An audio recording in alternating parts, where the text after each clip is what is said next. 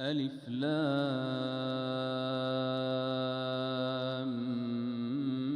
ميم. الله لا إله إلا هو الحي القيوم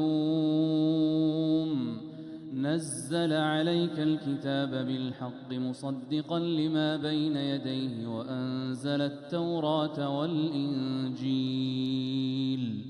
من قبل هدى للناس وأنزل الفرقان إن الذين كفروا بآيات الله لهم عذاب شديد والله عزيز ذو انتقام إن الله لا يخفى عليه شيء في الأرض ولا في السماء هو الذي يصوركم في الأرحام كيف يشاء لا إله إلا هو العزيز الحكيم هو الذي أنزل عليك الكتاب منه آيات محكمات هن أم الكتاب وأخر متشابهات فأما الذين في قلوبهم زيغ فيتبعون ما تشابه منه ابتغاء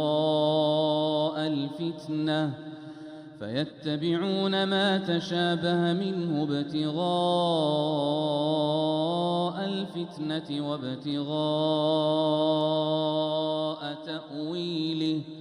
وما يعلم تأويله إلا الله والراسخون في العلم يقولون آمنا به كل من عند ربنا وما يذكر إلا أولو الألباب ربنا لا تزغ قلوبنا بعد إذ هديتنا وهب لنا من لدنك رحمة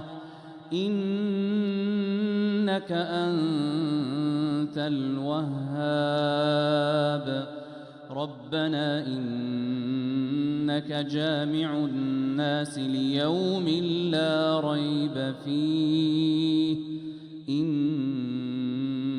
الله لا يخلف الميعاد إن الذين كفروا لن تغني عنهم أموالهم ولا أولادهم من الله شيئا وأولئك هم وقود النار كدأب آل فرعون والذين من قبلهم كذبوا بآياتنا فأخذهم الله بذنوبهم والله شديد العقاب قل للذين كفروا ستغلبون وتحشرون إلى جهنم وبئس المهاد قد كان لكم آية في فئتين التقتا فئة تقاتل في سبيل الله وأخرى كافرة يرونهم مثليهم رأي العين والله يؤيد بنصره من يشاء إن